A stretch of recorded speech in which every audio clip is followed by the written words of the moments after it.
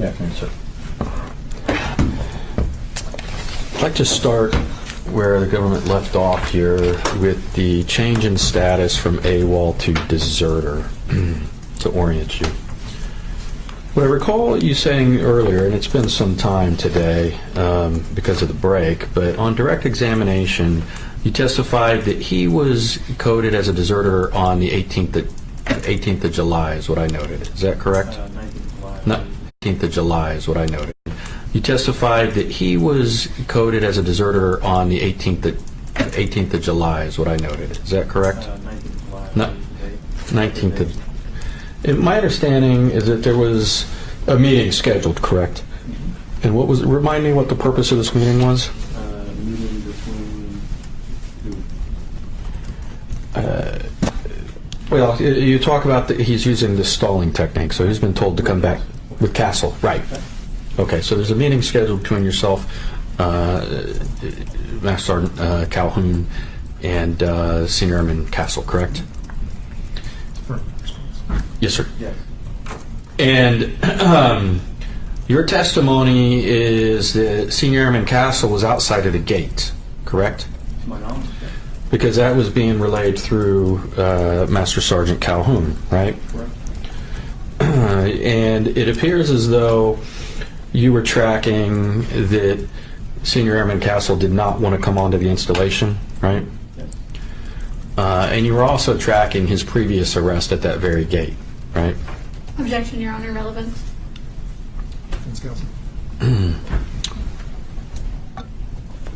Well, he talked about there being a stalling tactic. So this is just sort of probing whether it was in fact a stalling tactic or not, or whether he thought he was going to get tackled again.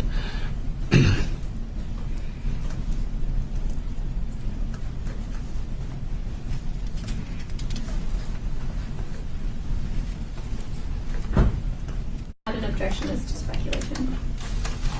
Okay. I'm going to ask the witness one question just so I understand how this meeting fits in.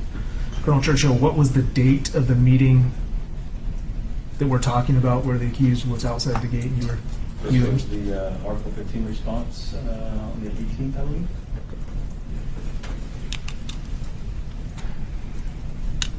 believe. July. All right, so...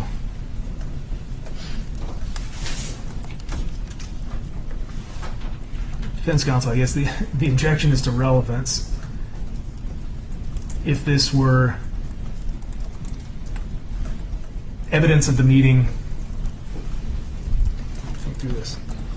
Evidence of the meeting came in without objection. It's outside the scope of the AWOL. If it were one of the AWOL offenses or during that, I would completely agree. His reasons for being AWOL are relevant.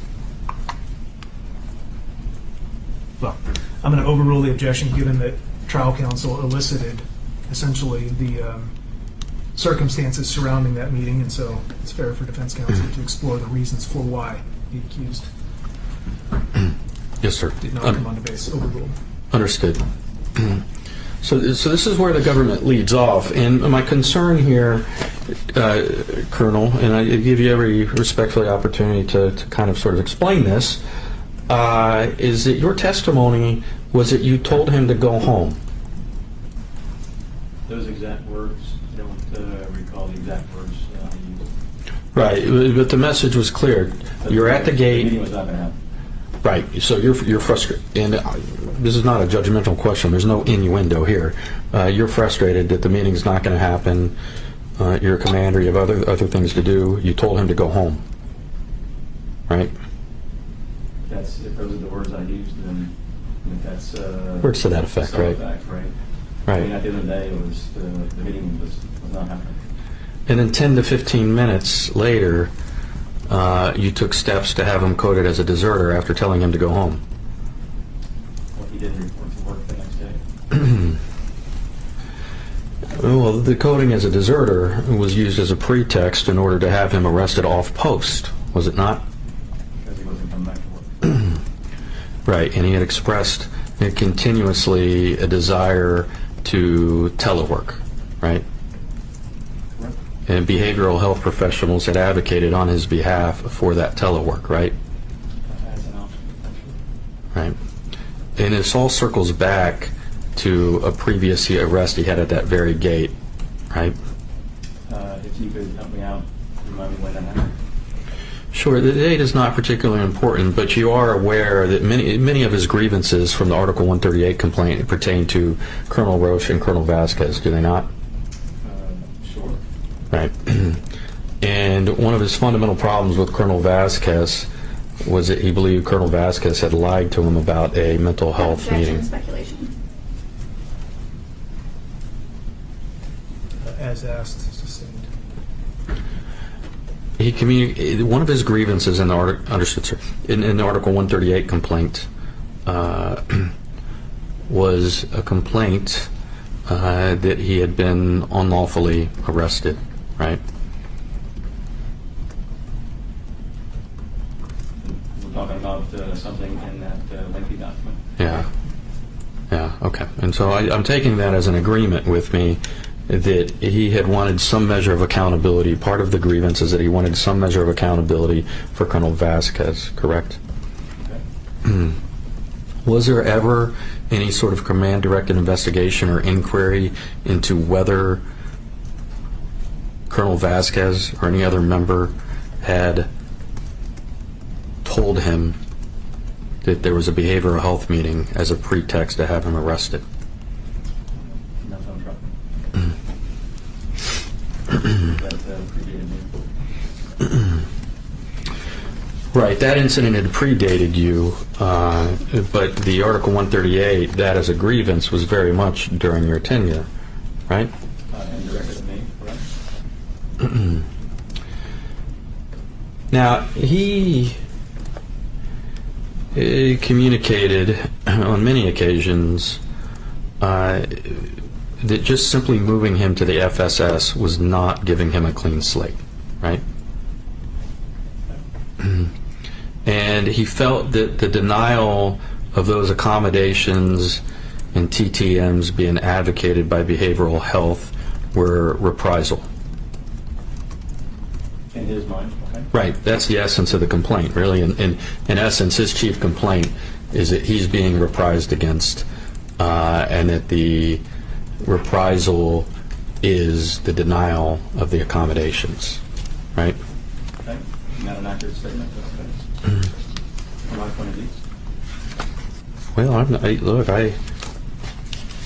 I'm not trying to be adversarial. If you have it, you're being nothing but polite here, Colonel. I know you may disagree, but if you have a different understanding, I'm giving you every opportunity in the world to explain.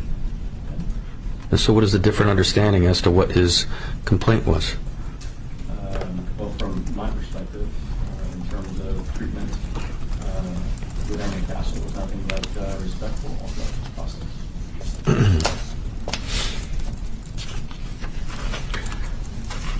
The heart of the issue that I'm trying to get to is whether you ever truly understood what his grievance was.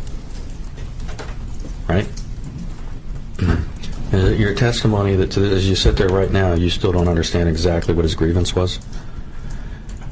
It's, as you stated, one of those things being that I was reprising this. I'm not approving an accommodation for alternate work center. In the Article 138 complaint is the vehicle for filing a grievance against the commander, right?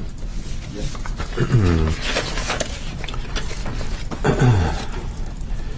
Now, one of the things that you said,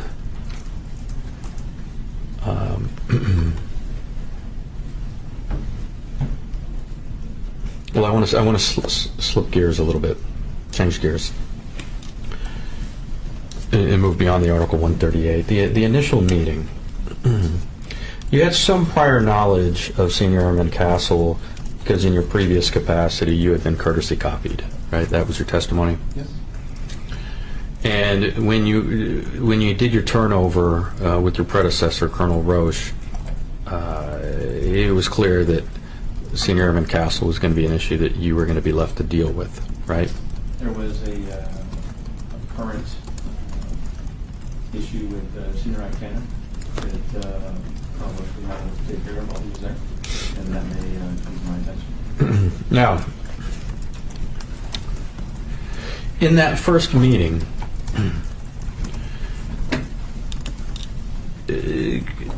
Senior McCassell had some ongoing medical issues, right?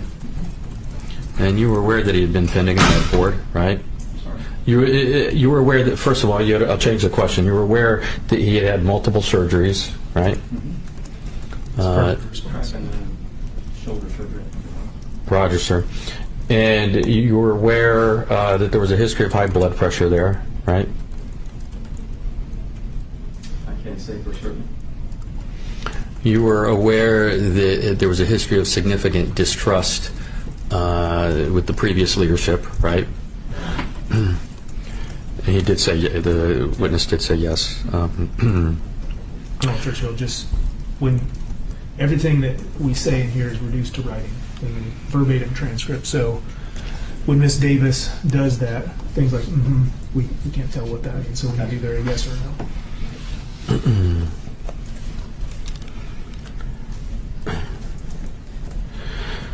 And you were also aware that there had been an aggressive cell extraction, right? Yes.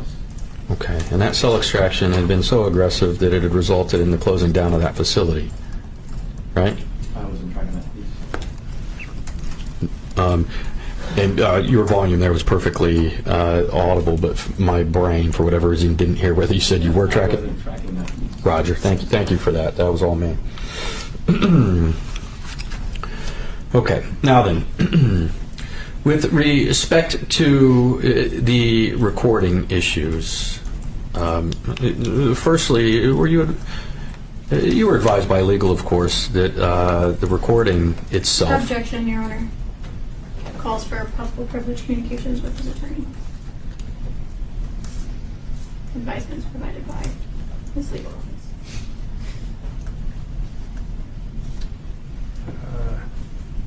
Well, you did ask about, elicit from the witness his advice that he received with regard to his no recording order. So to the extent the witness has already disclosed that, I'll overrule the objection, which is what I understand defense counsel is getting at. Trial counsel, if you feel that the witness is about to disclose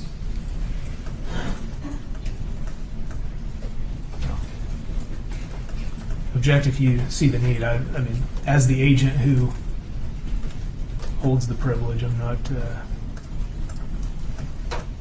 I'll take your argument on whether you can invoke it on his behalf or not. So, Yes, sir. objection's overruled.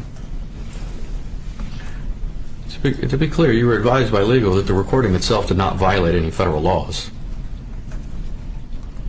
Correct. And he did it completely out in the open, right? In other words, it wasn't secretly recorded. Correct. And he made clear, and I think he may have even said this, that he was recording it for his own protection, right? Yes.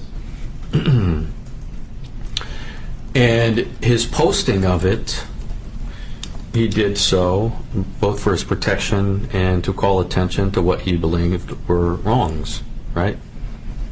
Yes. And so you went to legal because you were concerned that this was potentially protected speech. Correct. Under CUI. Information. Well, there were concerns. How the way I understood your direct, and I'm giving you every opportunity to correct me here, is that whether there were privacy issues related to him, right? I think, the overall goal in preventing any sort of recording was primarily due to maintaining good order and discipline across the force, as well as ensuring the trust and respect of all parties involved.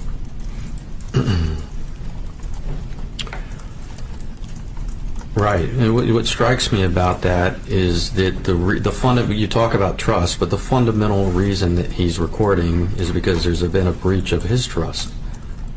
right? Right? And he made, I believe that your testimony has reflected that he was concerned that he was going to be arrested at that meeting, right? Which meeting are we talking about? We're talking about the first one in which he was, I guess, breathing heavily.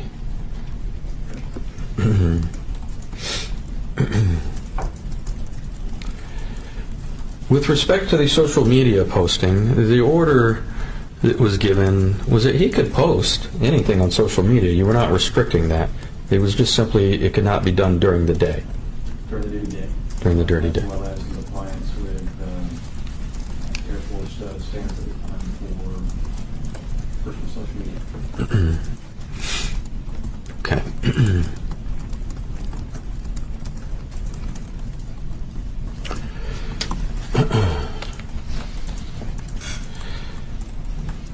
With respect to the removal to the FSS, I think you testified that that was your decision, but isn't it true that Colonel Roche had moved him to the FSS prior to the change of command because of a 138 that he filed against Colonel Vasquez, correct? Yes.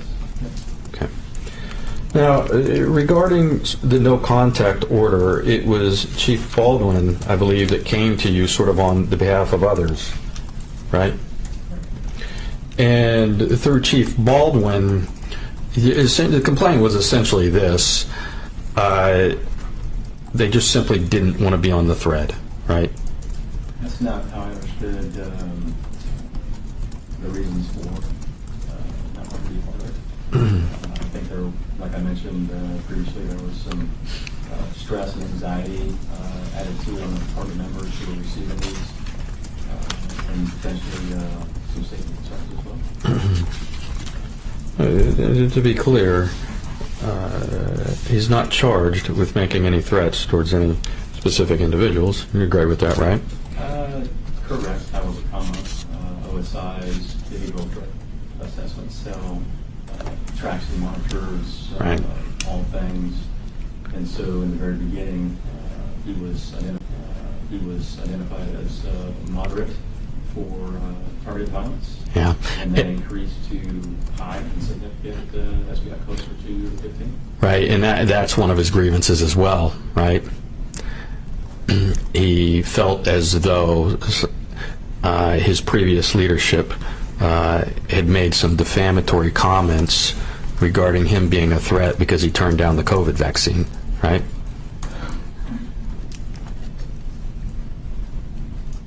Before my time, I'm not trying. Okay, well, can you at least agree with me on this? He never threatened anybody. I don't know if I can agree with that comment, actually. Well, filing a 138, you know, that's not a threat of physical harm, right? No, but his emails, his demeanor, there's and whatever else the experts in the OSI field track that designates someone as such. Trust their advice. You would trust their advice without any sort of scrutiny as to the basis for that determination, right? As in what? Well, it was a baseless allegation. That's fundamentally part of his grievance, is that it was completely baseless to suggest that he was a threat, right? I'm not part of the OSI team and their expertise that what they look at. I don't know what they take in consideration specifically to what you're mentioning, but I think what they do is pull in all sorts of information and make a determination and a recommendation to the chain of command. Right, that's an assumption on your part, but you sit here in court under oath and suggest that he was a moderate to high risk for targeted threat, when in fact, there was never and never has been a targeted threat. I would disagree with specifically going back to the first engagement, his demeanor and posture,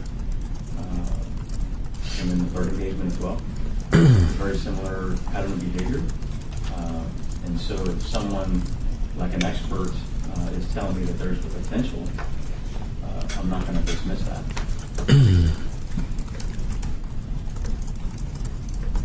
It's your testimony, let's be clear here, Colonel, that OSI suggested before that first, second, and third meeting that you were the subject of a potential targeted attack? I was the one issuing the paperwork. And so, if I recall, the verbiage that was used, specifically targeted violence would be towards an individual that was causing that scenario, potentially. That's how I took it. We can hear him in the audio. And my apologies here, but the absurdity of what you're saying right now, you can hear him in the audio saying that he wants the Article 15. Can you not? I can hear that. And Absolutely. yeah. He's there because he wants the Article 15, Okay. right? To the extent that you were ever threatened, it was with protected communications to a congressional, right? Okay. It was with respect to the Article 138 in and of itself, right? Okay. And it was with respect to public disclosures of what he believed were the wrongs, right? Objection, Your Honor. Counsel is testifying at this point. Overruled. He's asking a question. I'm not sure he's getting responsive information, but it's a valid question. And I'll rephrase it. The only thing that Senior Airman Castle ever threatened was to use the legal process, right? Okay.